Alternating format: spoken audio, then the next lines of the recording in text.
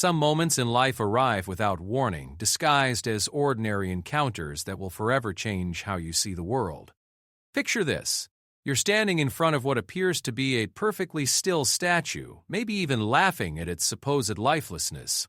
Your heart stops, your breath catches, because what you thought was carved stone suddenly blinks, breathes, and moves with the fluid grace of a living being who has been watching you all along. This is not fiction. This is not a movie scene. This is the moment when Marcus Chen, a skeptical software engineer from Seattle, discovered that some guardians are so dedicated to their craft that they become indistinguishable from the very monuments they protect. What started as a casual photo opportunity during his European vacation became a lesson in humility, respect, and the extraordinary power of human discipline. The story you're about to read is true. Every detail, every emotion, every shocking revelation actually happened. It's a reminder that in our fast-paced, technology-driven world, there are still people who have mastered arts so ancient and profound that they can fool even the most observant among us. Marcus thought he was simply taking a picture with a statue. He had no idea he was about to become part of a tradition that spans centuries, a silent battle of wills that would test everything he thought he knew about patience, dedication, and what it truly means to be still. The guard had been waiting. Marcus was about to learn why. Marcus Chen squinted against the bright afternoon sun as he stepped off the tour bus onto the cobblestone plaza of Prague's Old Town Square. The September air carried the scent of freshly baked bread from nearby cafes and the distant sound of church bells chiming the hour. Around him, dozens of other tourists shuffled about with cameras raised, capturing the Gothic spires and Baroque facades that had stood for centuries. At 28, Marcus prided himself on being observant. His job as a software engineer had trained him to notice details others missed, to spot bugs in code that could crash entire systems. He wore this analytical nature like armor, approaching even his vacation with the methodical precision that had made him successful in Silicon Valley. This European trip was his first real break in 3 years, a reward he had promised himself after landing a promotion at his tech company. The square buzzed with activity. Street performers occupied strategic corners, their acts ranging from classical violin to modern breakdancing. Vendors sold souvenirs from small carts, their voices creating a multilingual symphony as they called out to potential customers in English, German, Czech, and languages Marcus couldn't identify. Children ran between the legs of adults, their laughter mixing with the click of camera shutters and the rumble of horse-drawn carriages carrying tourists on romantic rides through the historic district. Marcus pulled out his smartphone and checked his itinerary. The walking tour wouldn't begin for another hour, giving him time to explore independently. He preferred it this way, moving at his own pace without being herded along with a group. His girlfriend Sarah had wanted to join him on this trip, but her work schedule hadn't allowed it. She made him promise to take plenty of photos, especially of what she called the weird European stuff that would never exist back home in Seattle. As he wandered deeper into the square, Marcus noticed the variety of street performers with growing interest. A woman painted entirely in silver stood motionless beside a fountain, so still that pigeons had begun to perch on her outstretched arms. When a child dropped a coin into her hat, she came to life with smooth, robotic movements that delighted the small crowd that had gathered. Marcus watched for a few minutes, impressed by her commitment to the character before moving on. Near the famous astronomical clock, a man dressed as a medieval knight performed sword tricks, his blade catching the sunlight as it spun through complex patterns. The performer's costume looked authentic enough to belong in a museum, complete with chainmail that clinked softly with each movement. A small crowd had formed around him, tourists dropping coins into his helmet as he concluded each routine with a theatrical bow, but it was the third performer who caught Marcus's attention and held it. Standing perfectly still near the base of the John Hus Memorial, a figure dressed in elaborate Baroque clothing appeared to be nothing more than an incredibly detailed statue. The man wore a deep blue velvet coat with gold embroidery, white stockings, and polished black shoes with silver buckles. His face was powdered pale white with dark lines drawn around his eyes to emphasize their depth. A white powdered wig completed the 18th century nobleman's ensemble. What struck Marcus most was the quality of the pose.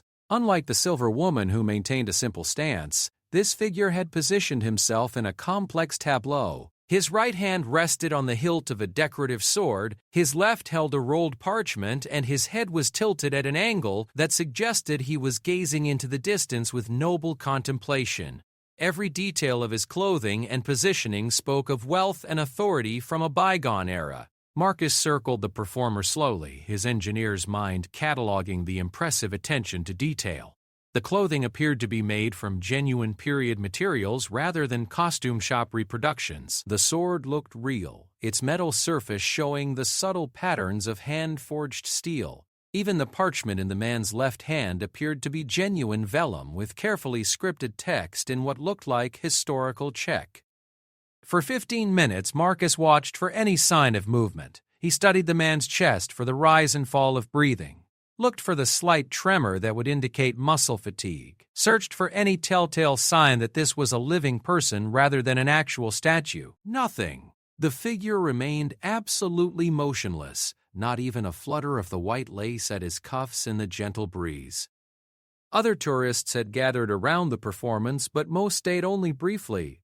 They would drop a coin or two into the ornate wooden box at the figure's feet, snap a quick photo, and move on to the next attraction. Marcus found himself oddly compelled to stay longer. There was something almost hypnotic about the absolute stillness.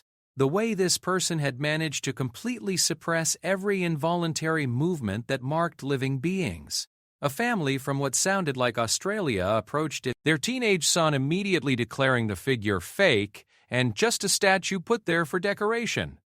The boy reached toward the performer's sword, intent on proving his point, but his father quickly pulled him back with a sharp warning about respecting other people's property. The family moved on, but their interaction planted a seed of doubt in Marcus's analytical mind. Could this actually be an elaborate statue placed here as part of some historical display? Prague was known for its rich artistic heritage and attention to preserving historical atmosphere. It wasn't impossible that the city had commissioned incredibly lifelike statues to enhance the Old Town Square's authentic medieval feel.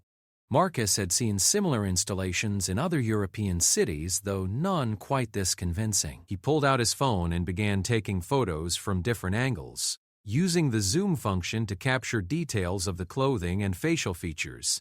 Through his camera lens, he could see the incredible craftsmanship that had gone into every element of the display. If this was indeed a statue, it represented a level of artistic skill that bordered on the supernatural. The facial features were so lifelike, so perfectly human in their imperfections, that Marcus found it hard to believe they had been carved from stone or molded from bronze. As he studied the images on his phone screen, Marcus noticed something that made him pause. In one of the photos, taken from a slightly different angle than the others, the figure's eyes seemed to be looking directly at him. It was probably just a trick of the light or the angle, but the sensation was unsettling. He looked up from his phone to the actual figure, comparing what he saw with the image on his screen. The figure remained exactly as before, gazing into the distance with that same noble expression. Marcus shook his head, attributing the strange sensation to his imagination. He had been traveling for 12 hours straight to reach Prague, and jet lag was probably playing tricks with his perception. More tourists arrived, including a group of college students who seemed determined to get the perfect selfie with the mysterious figure. They posed beside him, making faces and hand gestures, treating him like a convenient prop for their social media posts. One girl even went so far as to rest her hand on the figure's arm while her friend took photos, but she quickly pulled away with a startled expression. "He's warm," she whispered to her companions in accented English. "Like, actually warm." Her friends laughed off her concern, insisting that the afternoon sun had simply heated whatever material the statue was made from. They continued their photo session, but Marcus noticed that none of them touched the figure again. The girl who had made the observation kept glancing back at the performer with a puzzled expression as her group moved away. Marcus found himself stepping closer. The scientific part of his mind needed to understand what he was witnessing. If this was performance art, it was unlike anything he had encountered before.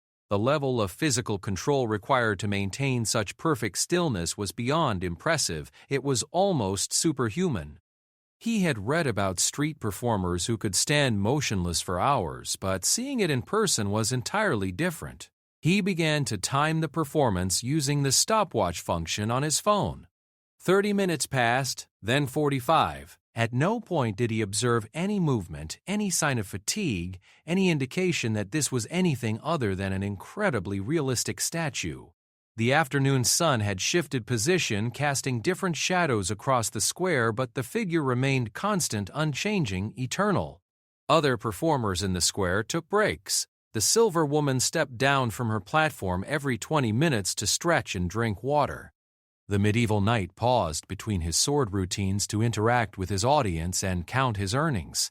But the Baroque nobleman continued his vigil without pause, without acknowledgement of the world around him. Marcus began to feel a strange mix of admiration and unease. If this person was real, their dedication to their craft was extraordinary. But there was something almost otherworldly about the absolute stillness, something that challenged his understanding of human limitations. He found himself wondering about the person beneath the performance. Who were they? What drove them to develop such incredible discipline? How did they manage to suppress every instinct that made humans appear alive? The sun continued its westward journey, and the character of the square began to change as afternoon shifted toward evening. The harsh midday light softened into the golden tones that photographers called magic hour. Street vendors began preparing for the evening crowd, and the first tourists of the day started heading back to their hotels to rest before dinner. But the Baroque nobleman remained as constant as the ancient buildings surrounding the square. Marcus checked his watch and realized he had been observing for nearly 2 hours. His walking tour was about to begin, but he found himself reluctant to leave. This encounter had become something more than simple curiosity. It had evolved into a silent challenge, a test of patience between observer and observed. As he prepared to leave for his tour, Marcus made a decision that would change everything.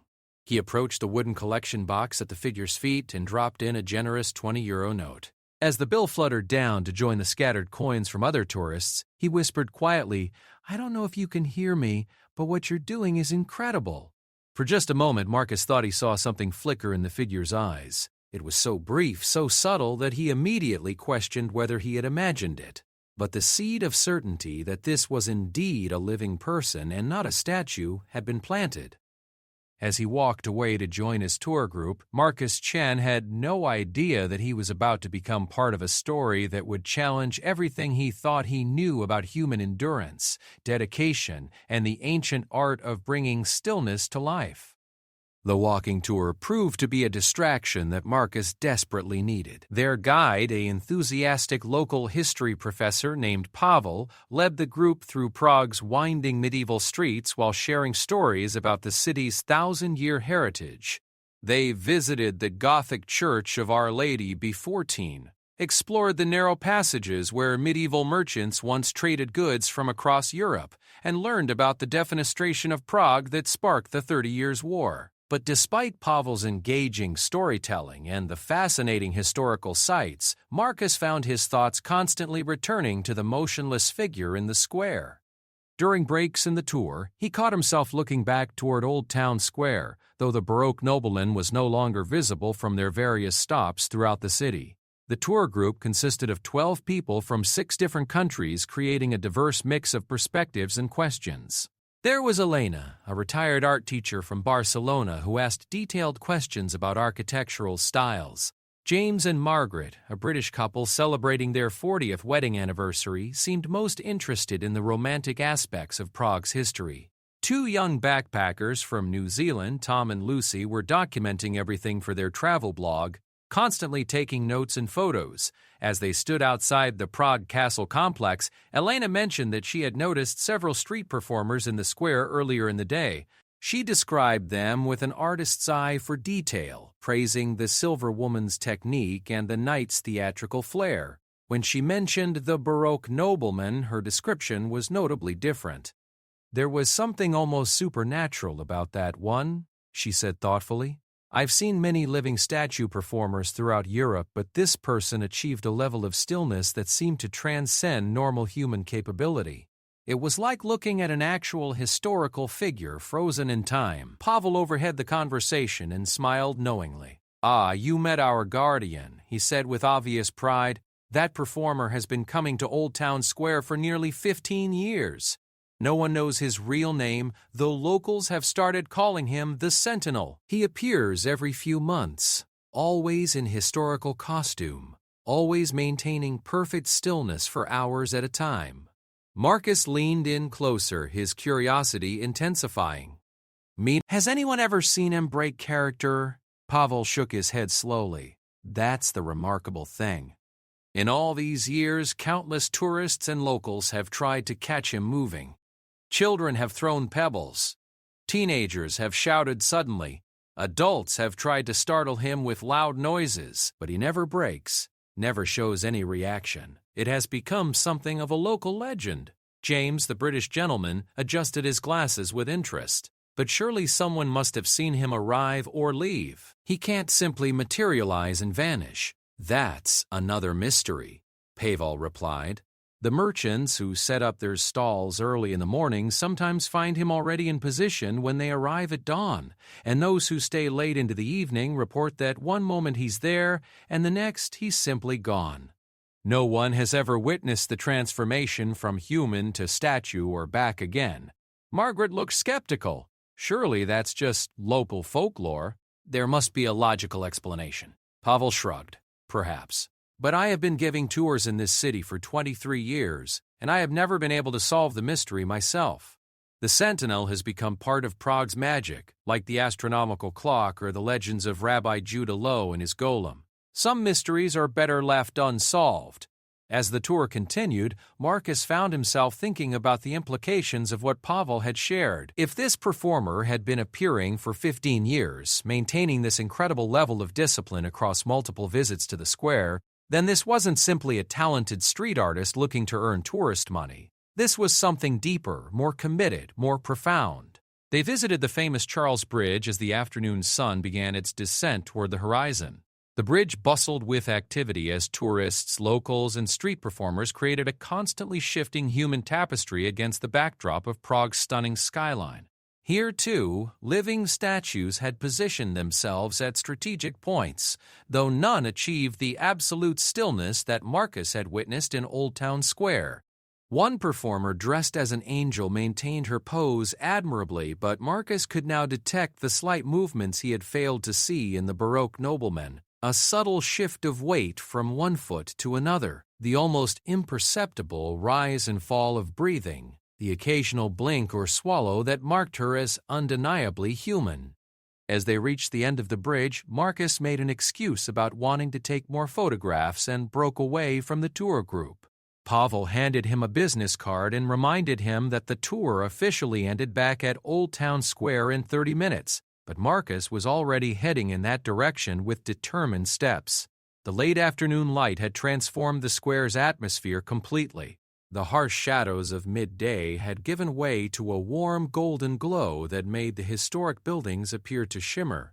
Fewer tourists wandered about now, as most had returned to their hotels to rest before dinner. The square felt more intimate, more mysterious, as if the departure of the crowds had allowed its ancient secrets to emerge. The Baroque nobleman stood exactly where Marcus had left him hours earlier. Same pose, same expression, same absolute stillness. If anything, the golden hour lighting had enhanced the figure's appearance, making the elaborate costume appear even more authentic, and the pale makeup seem more natural against the warm tones of the surrounding architecture. Marcus approached slowly, studying the scene with fresh eyes informed by Pavel's stories. If this performer had indeed been maintaining this practice for 15 years, then Marcus was witnessing not just street art, but a form of living meditation, a dedication to craft that bordered on the spiritual. He walked a complete circle around the figure, looking for any detail he might have missed during his earlier observation. The costume remained flawless. Not a wrinkle in the velvet coat, not a speck of dust on the white stockings, not a hair out of place in the powdered wig. The sword remained perfectly positioned, its polished surface reflecting the afternoon light. The parchment in the left hand showed no signs of wavering from its precise position. As Marcus completed his circuit, he noticed something that made him pause. The collection box at the figure's feet contained significantly more money than it had hours earlier. Coins and bills from multiple currencies filled the ornate wooden container, suggesting that many tourists had been impressed enough by the performance to leave generous donations.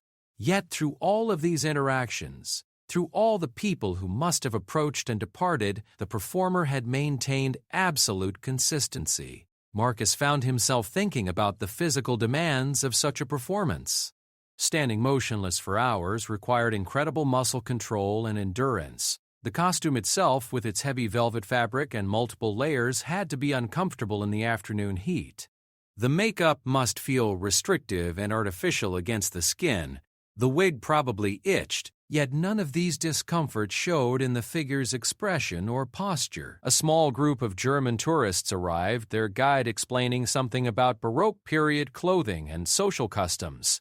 They posed for photos with the figure, treating him as they might any other historical display. But Marcus noticed that their guide, a local woman who had probably seen the Sentinel many times before, maintained a respectful distance and spoke about the figure with obvious reverence. After the German group moved on, Marcus found himself alone with the performer. The square had grown quiet, with only the distant sounds of traffic and the occasional voice of other tourists exploring nearby streets. In this moment of relative solitude, Marcus felt compelled to test the boundaries of the performance. He started by talking quietly to the figure, describing his experience as a tourist in Prague and his amazement at the level of skill being demonstrated. He shared details about his life in Seattle, his work as a software engineer, his girlfriend Sarah, who would never believe this story when he told it to her. Throughout his one-sided conversation, the Baroque nobleman showed no reaction, no acknowledgement that words were being spoken. Emboldened by the lack of response, Marcus began to move around the figure more deliberately. He walked close enough that his breathing might have been felt on the performer's face. He made sudden movements within the figure's peripheral vision.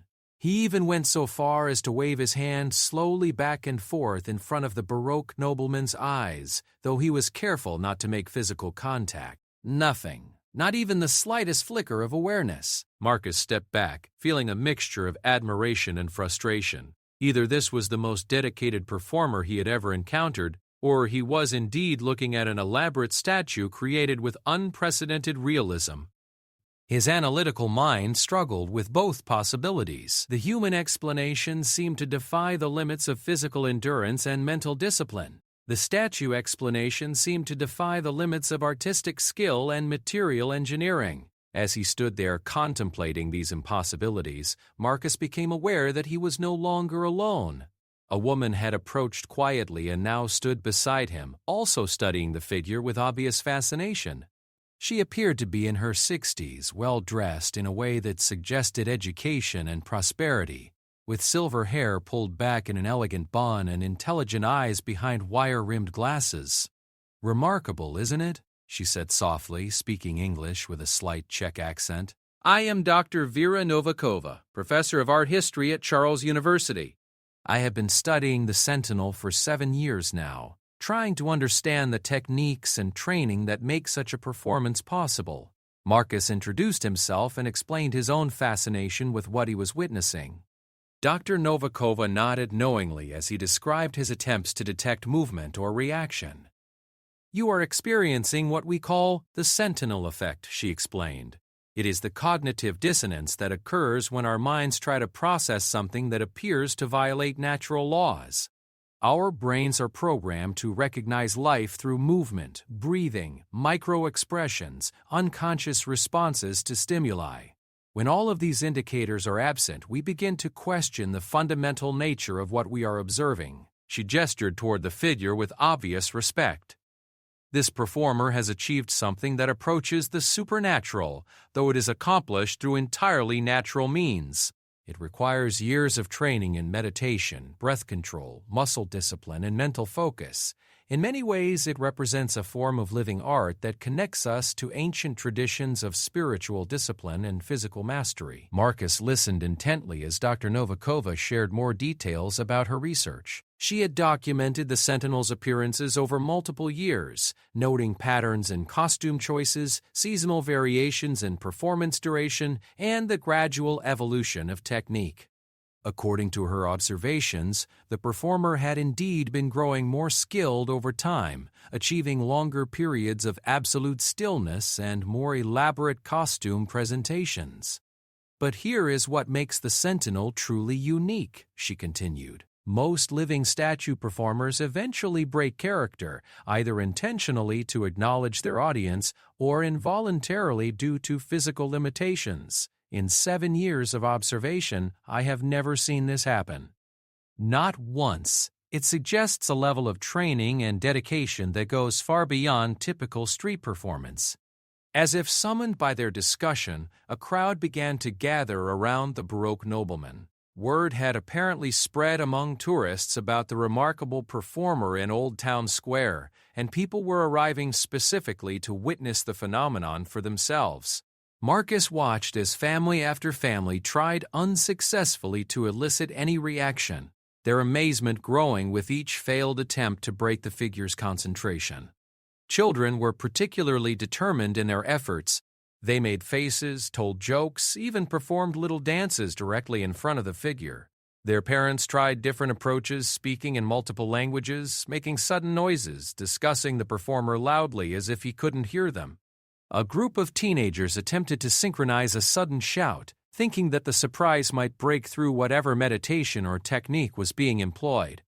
Through it all, the Baroque nobleman remained absolutely unchanged. His noble expression never shifted. His elaborate costume never rustled. His decorative sword never trembled. It was as if the growing crowd, the increasing noise, and the escalating attempts to gain his attention were happening in a different dimension entirely. Marcus found himself deeply moved by the purity of the performance. In a world where everyone seemed desperate for attention, where social media had trained people to constantly seek validation and response, here was someone who had achieved complete detachment from external stimulation. It was both inspiring and slightly unsettling, a reminder of human potential that most people never even attempted to explore.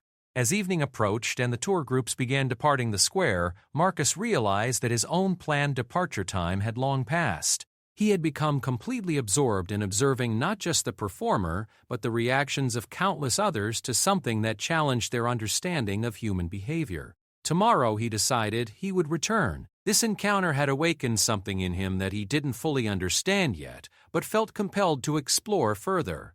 The Baroque nobleman had become more than a curiosity or tourist attraction. He had become a teacher, though the lessons he offered could only be learned through patient observation and quiet contemplation. As the last tourist groups departed and the square grew peaceful once again, Marcus took one final look at the Sentinel. In the growing twilight, with the ancient buildings casting long shadows and the first evening stars appearing overhead, the figure seemed even more mysterious and profound. Tomorrow would bring new questions, new attempts to understand, and perhaps new insights into the extraordinary dedication required to achieve such perfect stillness in an increasingly chaotic world. Marcus woke before dawn, his internal clock still confused by the 7-hour time difference between Prague and Seattle. Rather than fighting the jet lag, he decided to embrace it. He dressed quickly, grabbed his camera, and headed out into the empty streets of Prague's old town, while the city still slept. The cobblestone streets were slick with morning dew, and the air carried a crisp autumn chill that made his breath visible in small puffs. Street cleaners worked methodically through the narrow passages, their soft bristled brooms creating a gentle scratching rhythm against the ancient stones. Delivery trucks rumbled slowly over the uneven surfaces, bringing fresh bread to bakeries and supplies to the cafes that would soon fill with local workers and early-rising tourists. Marcus reached Old Town Square as the first hints of dawn began to lighten the eastern horizon. The square was empty except for a few pigeons pecking at crumbs left over from the previous day's festivities. The medieval buildings stood like silent guardians around the perimeter, their Gothic and Baroque facades creating dramatic silhouettes against the slowly brightening sky. And there, in exactly the same position as the day before, stood the Baroque nobleman. Marcus stopped in his tracks, stunned by the implications of what he was seeing. The Sentinel was already in position, perfectly still, completely motionless. According to Pavel's stories, some early arriving merchants had found the performer already in place at dawn, but Marcus had assumed this was an exaggeration or a case of imperfect observation. Now he was witnessing it firsthand. How was this possible? Had the performer never left? Had he somehow maintained his pose through the entire night? The temperature had dropped significantly after sunset, and Prague's autumn nights were notoriously cold. Even if someone possessed the physical stamina to stand motionless for 12 or more hours, the practical challenges seemed insurmountable. Marcus approached slowly, studying the figure for any signs that might explain this mystery. The costume appeared absolutely pristine, showing no signs of having endured a night exposed to the elements. The white stockings were spotless, the velvet coat unwrinkled, the powdered wig perfectly arranged. Even more remarkably, there was no evidence of morning dew on the costume or makeup, despite the fact that every other surface in the square showed clear signs of the night's moisture. The collection box at the figure's feet was empty, suggesting that it had been cleared sometime after the tourist departed the previous evening. Fresh coins had already begun to accumulate, dropped by the handful of early morning joggers and workers who passed through the square before starting their daily routines. Marcus found himself confronting a logical impossibility. Every rational explanation for what he was witnessing seemed to contradict some aspect of what he observed. If the Sentinel was human, the physical and practical demands of maintaining this performance seemed beyond human endurance. If the Sentinel was an elaborate statue, the level of detail and craftsmanship exceeded anything Marcus had encountered in museums or art galleries. As the morning light strengthened, Marcus began a systematic documentation process. Using his camera's timestamp feature, he photographed the figure from multiple angles, creating a detailed record of position, costume, and facial expression. He noted the exact placement of hands, the angle of the head, the drape of fabric, the positioning of props. If there were any changes throughout the day, even microscopic ones, he was determined to capture them. The first vendors began arriving to set up their stalls around the square's perimeter. Marcus watched carefully as they went about their morning routines, noting their interactions with the Sentinel. Most simply ignored the figure, treating him as a familiar part of the square's landscape, but a few showed obvious signs of respect or curiosity, nodding slightly as they passed or glancing back with expressions of wonder. One elderly vendor, a woman selling handmade jewelry from a small cart, caught Marcus's attention. As she arranged her display, she spoke quietly to the Sentinel in Czech, her tone suggesting familiarity and warmth. When she finished setting up her stall, she approached the collection box and dropped in several coins before returning to her work. The exchange felt ritualistic, like a daily offering to a protective spirit. Marcus approached the vendor and attempted to communicate using the limited Czech phrases he had learned from his guidebook.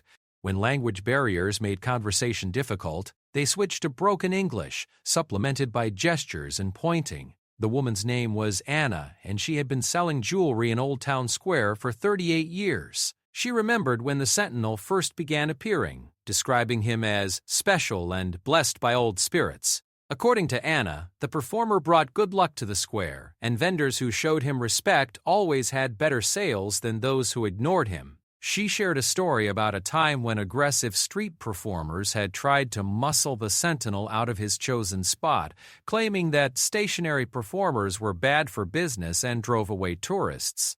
According to Anna, the Sentinel had maintained his position despite verbal harassment and even minor physical provocations. Eventually, the other performers had given up and moved elsewhere, seemingly unable to break his concentration or claim his space. "He protects the old ways," Anna explained, her English accented but clear. "Prague has many changes, many new things, but he keeps something pure alive." Something from before, something important. As they talked, the square began to fill with its daily complement of tourists, workers, and local residents. Marcus watched the familiar pattern of interaction with the Sentinel, noting how different people responded to the phenomenon. Some dismissed it quickly, taking a few photos before moving on. Others became deeply fascinated, circling the figure repeatedly and trying various methods to elicit a reaction. A group of American college students on their semester abroad proved particularly determined in their efforts to break the Sentinel's concentration. They tried everything from sudden loud noises to standing directly in his line of sight while making exaggerated gestures. One young woman even went so far as to position herself inches from the performer's face and stare directly into his eyes for several minutes, searching for any sign of awareness or reaction. Marcus found himself feeling protective of the performer's dignity, though he couldn't explain why. There was something almost sacred about the Sentinel's discipline, something that deserved respect rather than juvenile attempts at disruption. When the college students began discussing whether they should try touching the figure to prove he was real, Marcus finally intervened. "Please don't," he said firmly. "This is an incredible demonstration of skill and training. Disrupting it would be like vandalizing a work of art." The students looked slightly embarrassed and backed away, but their departure was quickly followed by the arrival of another group with similar intentions. Marcus realized that the Sentinel faced this kind of challenge constantly, hour after hour, day after day. The mental strength required to maintain focus despite such persistent attempts at distraction was almost incomprehensible. Throughout the morning, Marcus documented every detail he could observe. He timed the intervals between tourists, noted patterns in their behavior, recorded ambient temperature changes and lighting conditions.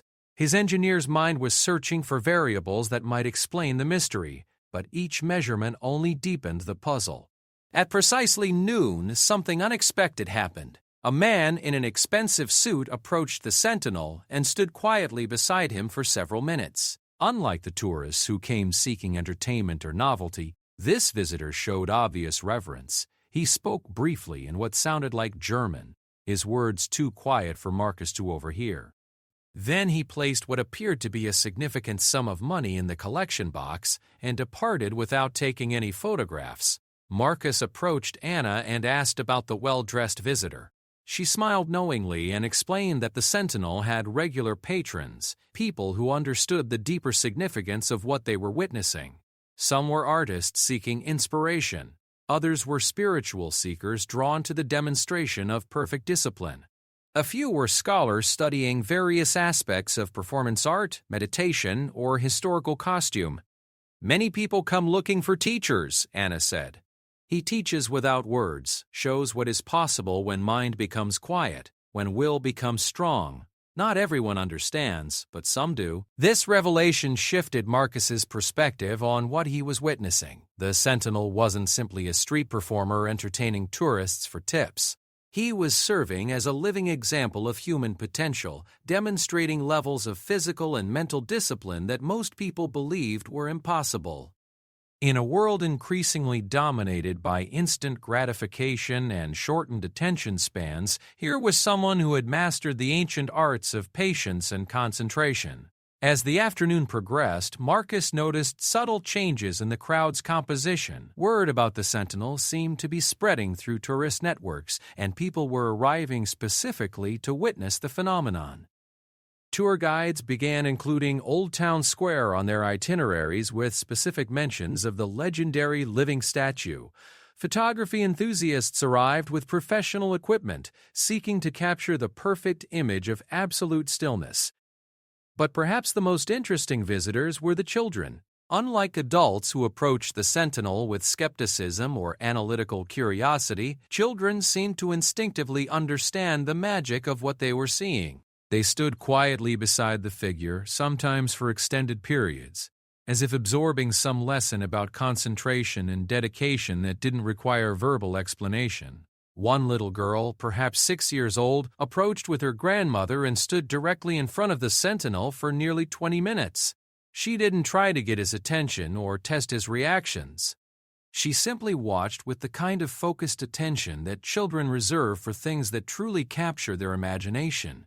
When her grandmother finally called her away, the girl placed a small toy soldier in the collection box as if offering a gift to a newfound hero. Marcus found himself deeply moved by these interactions. The Sentinel was clearly touching something profound in people, creating moments of stillness and reflection in lives that were often chaotic and rushed. Without speaking a word or acknowledging his audience in any way, he was teaching powerful lessons about focus, dedication, and the possibility of transcending ordinary limitations. As evening approached, Marcus realized he had spent another entire day absorbed in observation and contemplation. His planned tourist activities had been completely forgotten, but he felt no regret. This encounter was providing insights into human nature and potential that no guidebook or museum could offer. The late afternoon light once again transformed the square's atmosphere, casting long shadows and bathing the ancient buildings in golden tones. As the day's tourists began departing, Marcus prepared for what had become his daily ritual, the transition from day to evening, the gradual emptying of the square, and the deepening mystery of how the Sentinel maintained his vigil through the quiet hours of night.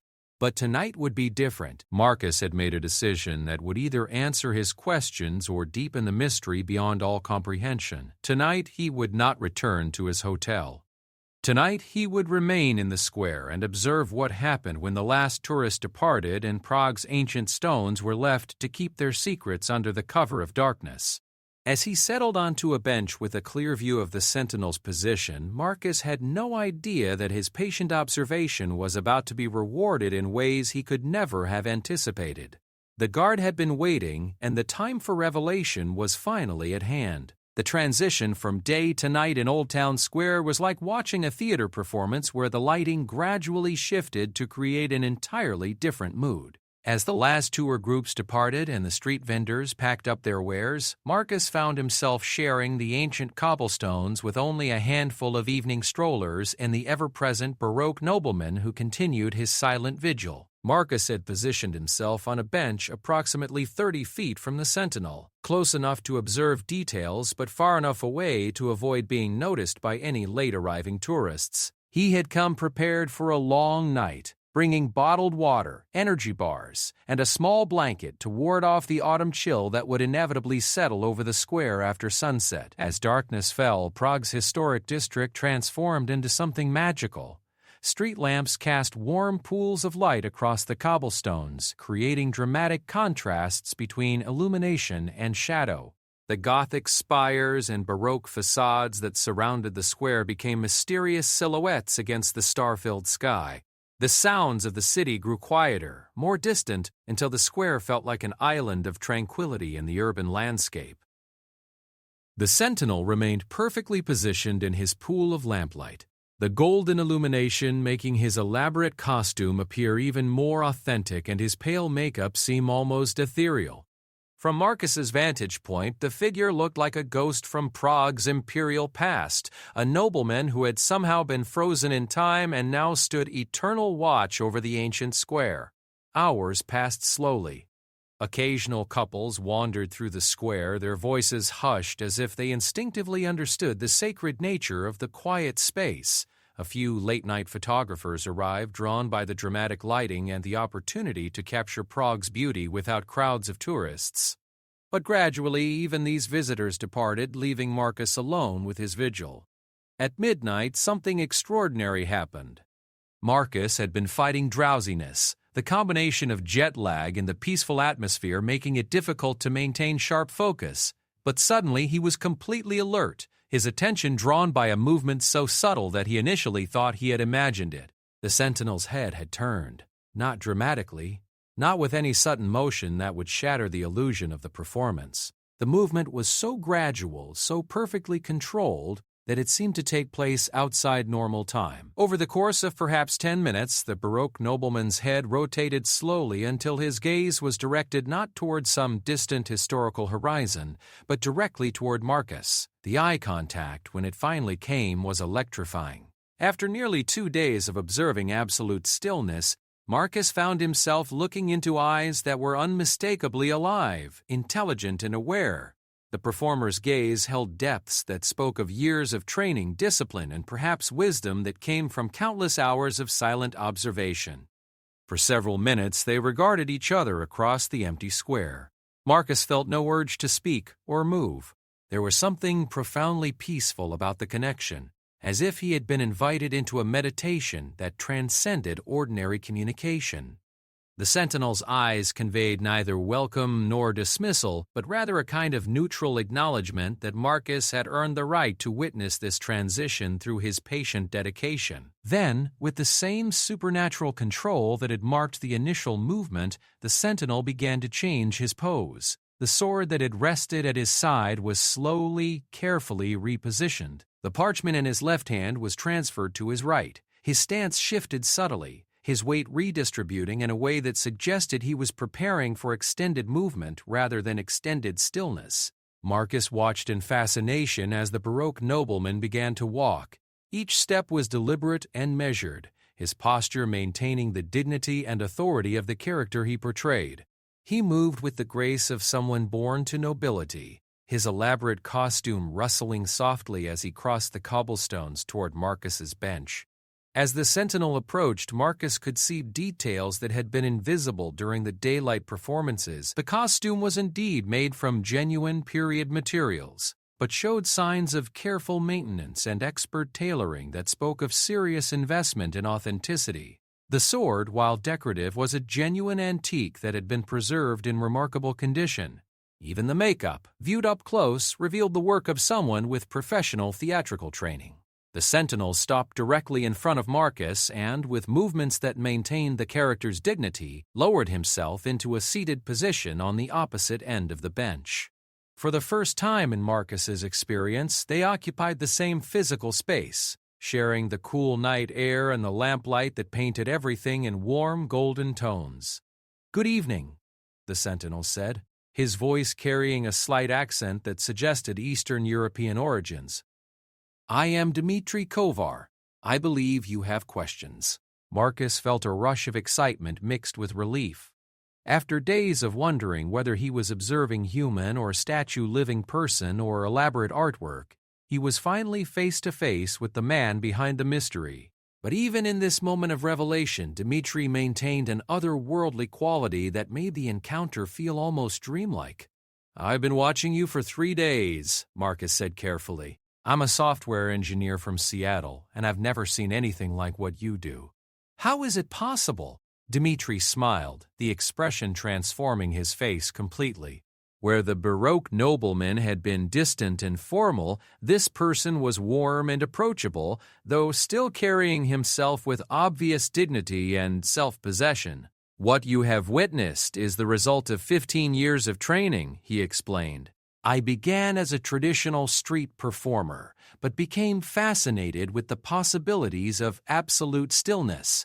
It started as a challenge to myself, to see how long I could maintain perfect concentration. Over time, it became a spiritual practice, then a way of life." He gestured toward the collection box, which even now contained money left by evening visitors who had assumed they were viewing an unmanned display. "Most people see a performer trying to earn money from tourists. You saw something deeper. You recognize that this practice requires discipline that goes beyond entertainment. That is why I chose to speak with you."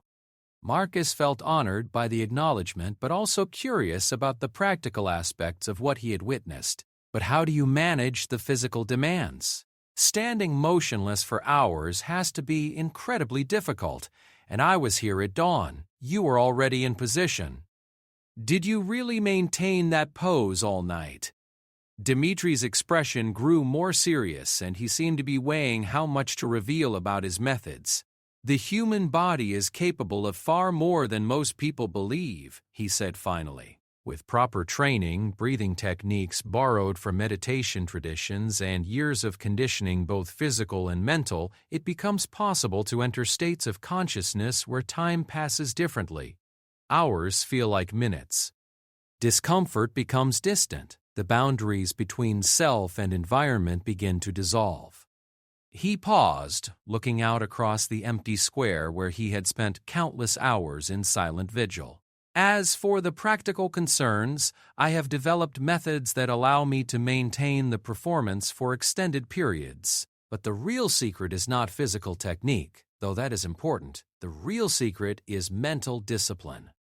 Most people's minds are constantly active, constantly distracted. They fidget because their thoughts fidget. They move because their minds cannot be still." Marcus found himself leaning forward, fascinated by this glimpse into a world of human potential he had never imagined. "But why?" he asked. "What drives you to pursue something so difficult, so demanding? You could use these abilities for other purposes, perhaps more profitable ones." For the first time, Dimitri's expression showed a hint of sadness, though it was mixed with obvious love for his craft. "I was born in Romania during the final years of communist rule," he explained. "My childhood was marked by restriction, control, surveillance. People were afraid to speak freely, to move freely, to express themselves honestly. When the regime fell and I eventually made my way to Prague, I promised myself that I would find a way to demonstrate absolute freedom through absolute discipline." He gestured toward his elaborate costume and makeup. "This character I portray represents the height of human achievement in arts, culture, and refinement. But more than that, he represents the power of individual will over external circumstances. No matter how many people try to distract me, provoke me, or break my concentration, I remain free within my own mind. It is a form of resistance that no government, no authority, no external force can touch." Marcus began to understand that he was encountering not just a street performer, but a living philosophy made manifest. The Sentinel's practice was both art and politics, entertainment and spiritual discipline, historical reenactment and personal liberation. "You create something beautiful and meaningful in the middle of ordinary life," Marcus observed. "People don't expect to encounter transcendence in a tourist square, but that's exactly what you provide." Dimitri nodded approvingly, clearly pleased that Marcus grasped the deeper significance of his work. Most of life is spent in distraction, in reaction to external stimuli, in unconscious response to the demands of others. Modern technology has made this even more pronounced. People check their phones constantly, seek immediate gratification, lose the ability to sit quietly with their own thoughts. I offer a different possibility. As they talked, Marcus noticed that despite the relaxed conversation, Dimitri continued to maintain perfect posture and controlled movements. Even in this informal setting, he seemed incapable of slouching or fidgeting. The discipline that allowed him to perform as the Sentinel clearly extended into every aspect of his daily life. "How do you prepare for a performance?" Marcus asked. "Is there a ritual, a particular mental state you need to achieve?" "The preparation begins long before I arrive in the square," Dimitri explained. "Diet, sleep, meditation, physical conditioning, everything must be optimized. On performance days, I spend several hours in meditation, gradually reducing the activity of my mind until I achieve the stillness that will sustain me throughout the day." He pointed toward his costume, which Marcus now realized must require significant time to put on properly. "The costume and makeup are part of the ritual. As I dress, I am gradually becoming the character, leaving behind my ordinary identity and taking on the role of a being who exists outside normal time and space. By the time I take my position in the square, Dimitri has essentially disappeared. Only the Sentinel remains." Marcus found himself thinking about his own life in Seattle. The constant pressure of deadlines and meetings, the endless stream of emails and notifications that demanded his attention. The idea of achieving such complete mental freedom seemed both impossible and deeply appealing. "Could someone else learn to do what you do?" he asked. "Is this something that could be taught?" Dimitri considered the question carefully before responding. "The techniques can be taught, yes, but the dedication required is beyond what most people are willing to commit. It took me 3 years just to achieve 1 hour of perfect stillness, 5 years to manage an entire day, 10 years to develop the character and costume to their current level of authenticity, and still I am learning, still discovering new depths of possibility." He looked directly at Marcus, his gaze penetrating and intense. More importantly, this practice requires a complete reorganization of priorities and values. Most people want immediate results, visible progress, external validation. The path of stillness offers none of these things. Progress is measured in moments of perfect concentration that no one else can see or appreciate. Success is defined by the absence of failure rather than the presence of achievement. As the conversation continued through the quiet hours of the night, Marcus found himself profoundly changed by this encounter. He had come to Prague expecting to see historical buildings and sample local cuisine. Instead, he had discovered a living example of human potential that challenged everything he thought he knew about the limits of concentration, discipline, and personal freedom. The Baroque nobleman who had first caught his attention as a curious tourist attraction had revealed himself to be a teacher, philosopher, and artist whose work touched on fundamental questions about consciousness, identity, and the possibility of transcending ordinary human limitations. Dawn was beginning to lighten the eastern horizon when Dmitri finally stood and prepared to resume his role as the Sentinel. But before he transformed back into the motionless figure that would entrance another day's worth of tourists, he had one final gift to share with Marcus that would forever change how he understood the relationship between observer and observed, between performer and audience, between the ancient wisdom of stillness and the modern world of constant motion. As the first pale light of dawn began to filter through the Gothic spires surrounding Old Town Square, Dmitri stood and began the transformation that would return him to his role as the Sentinel. But before he resumed his position, he turned to Marcus with an expression that was both serious and kind. "There is something more I must share with you," he said, his voice carrying a weight that suggested this revelation would be significant. "What you have witnessed over these past days is not the entire truth. The stillness, the discipline, the concentration, these are real, and everything I have told you about my training and philosophy is accurate. But there is another layer to this performance, something that even I did not understand when I began this practice 15 years ago." Marcus felt a familiar flutter of anticipation mixed with uncertainty. Just when he thought he had grasped the mystery of the Sentinel, new depths were being revealed. The costume, the character, the historical period I represent, these were not chosen arbitrarily, Dmitri continued. Through years of research into Prague's history, I discovered that this square has been a place of watchers and guardians for over a millennium. Long before tourists came to photograph living statues, there were actual sentries posted here, protectors whose duty was to observe and remember. He gestured toward the ancient buildings that surrounded them, their facades now emerging from shadow as morning light strengthened. In the 17th century, during the 30 Years' War, a nobleman named Baron Friedrich von Habsburg was indeed stationed in this very location. His role was to watch for approaching enemies, to serve as an early warning system for the city's defenders. According to historical records I discovered in the university archives, he maintained his post for 3 days and nights without break, ultimately sacrificing his life when enemy forces finally overran the square. Marcus felt a chill that had nothing to do with the morning air.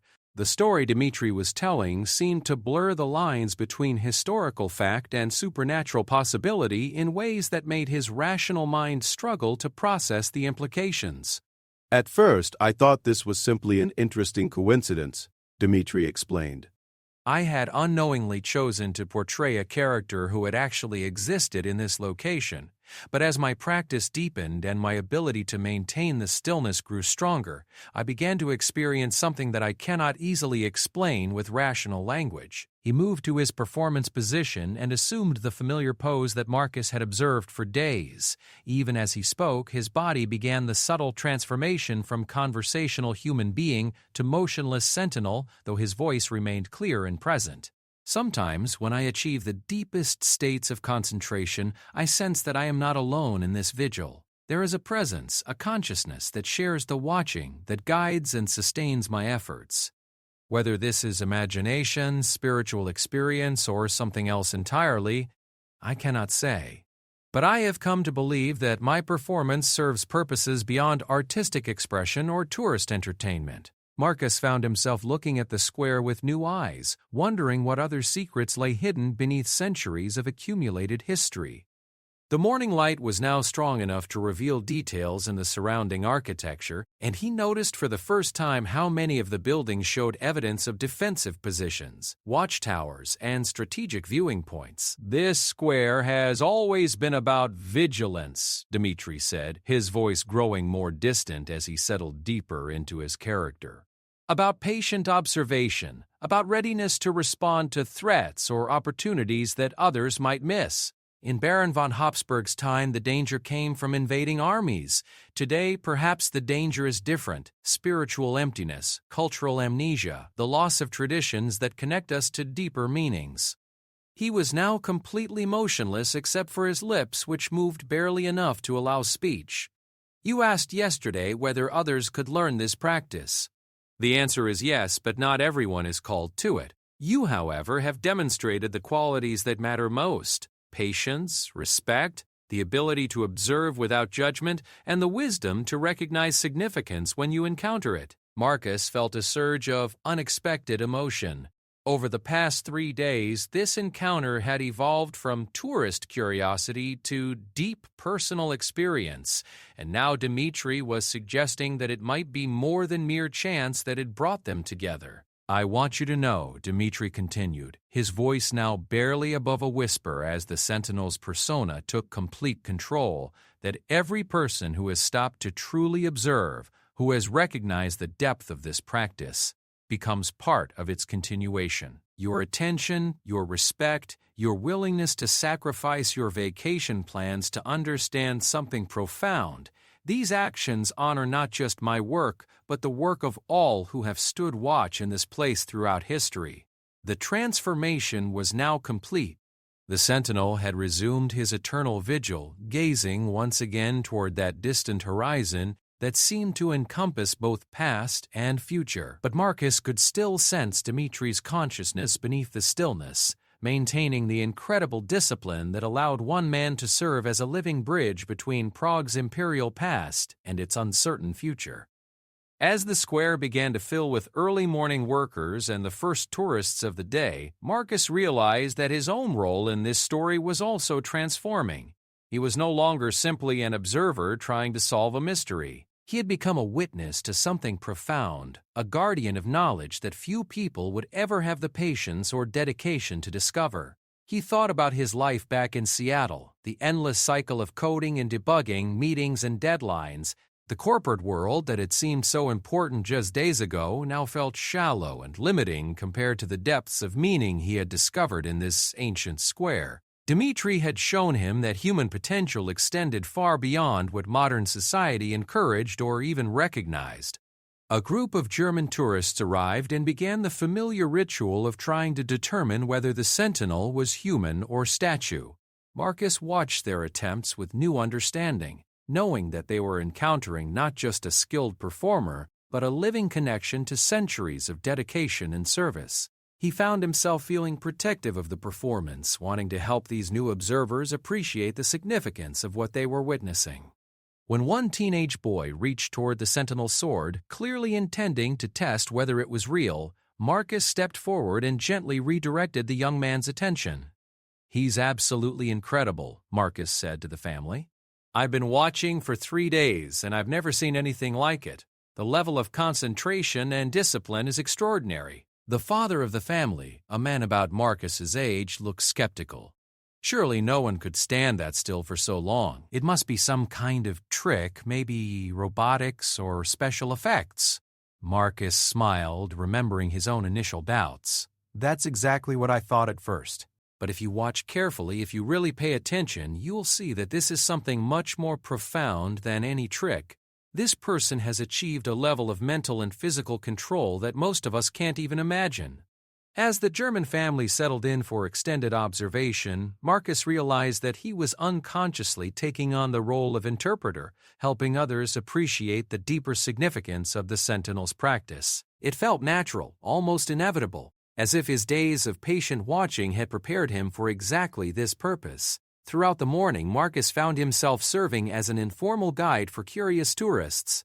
He shared what he had learned about the discipline required for such performances, the historical context of street art in Prague, and the philosophical implications of achieving perfect stillness in an increasingly chaotic world.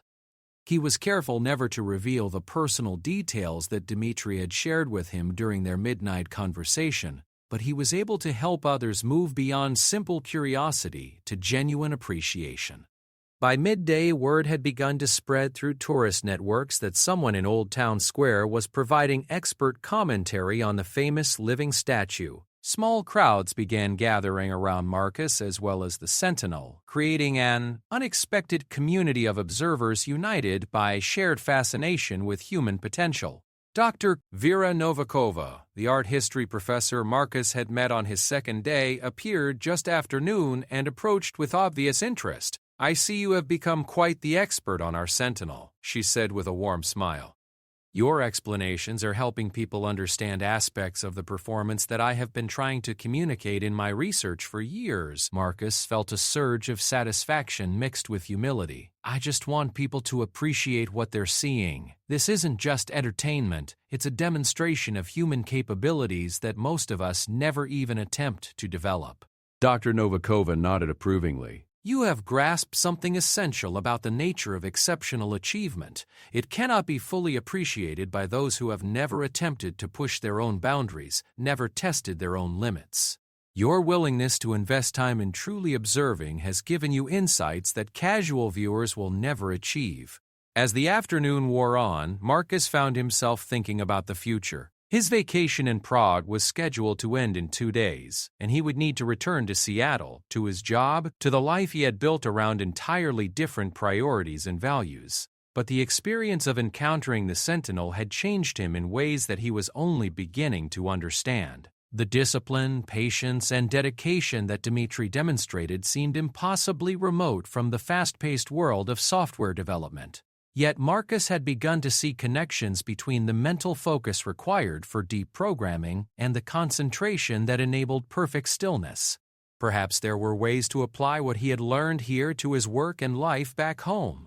More importantly, he had discovered capacities within himself that he had never suspected. The ability to sit quietly for hours, to observe without judgment, to find meaning and satisfaction in patient attention, these were not skills that his education or career had ever encouraged, yet they felt more authentically his own than many of the achievements that his resume would highlight. As evening approached and the daily crowds began to thin, Marcus made a decision that would have seemed impossible just a week earlier. Fine, he approached Anna, the jewelry vendor who had shown such respect for the Sentinel, and asked whether she knew of any apartments for rent in the Old Town district. You want to stay in Prague? She asked with obvious surprise and pleasure. I want to learn more about what I've seen here, Marcus explained. This practice, this level of dedication, I think there might be ways to apply these principles to other areas of life. But I need time to explore these ideas properly, not just a tourist's brief encounter. Anna smiled broadly and began describing several options, including a small flat above a bookstore that had been vacant for months. The owner was looking for a tenant who would appreciate the historical character of the building and the quiet, contemplative atmosphere of the neighborhood. As they talked, Marcus caught sight of the Sentinel in his peripheral vision. For just a moment, he could have sworn that the Baroque nobleman's lips curved into the slightest suggestion of a smile. But when he looked directly, the figure remained as motionless and dignified as ever, maintaining his eternal watch over Prague's ancient square. That night, as Marcus walked back to his hotel to begin the process of extending his stay indefinitely, he reflected on the extraordinary journey that had begun with simple tourist curiosity and culminated in a complete reorganization of his priorities and plans. He had come to Prague seeking a brief escape from his routine. Instead, he had discovered a teacher, a practice, and a path forward that promised to transform not just his immediate future, but his entire understanding of what human life could become when dedication and discipline were pursued with absolute commitment. The watchful ambush had been complete. The guard had indeed sprung to life, but not in the way Marcus had originally expected. Instead of catching a performer breaking character, Marcus had discovered a way of being that challenged every assumption about limitation, possibility, and the profound rewards that await those who have the patience to truly see. Tomorrow, he would begin the process of learning whether the stillness that had captivated him in another person might also be cultivated within himself. The Sentinel's watch would continue, but now it would be shared by someone who understood that the most important observations often require years of preparation, infinite patience, and the willingness to be completely present for whatever truths reveal themselves to those who know how to wait. The watchful ambush. Tourist scoffs at the guard's silence until the Sentinel springs to life.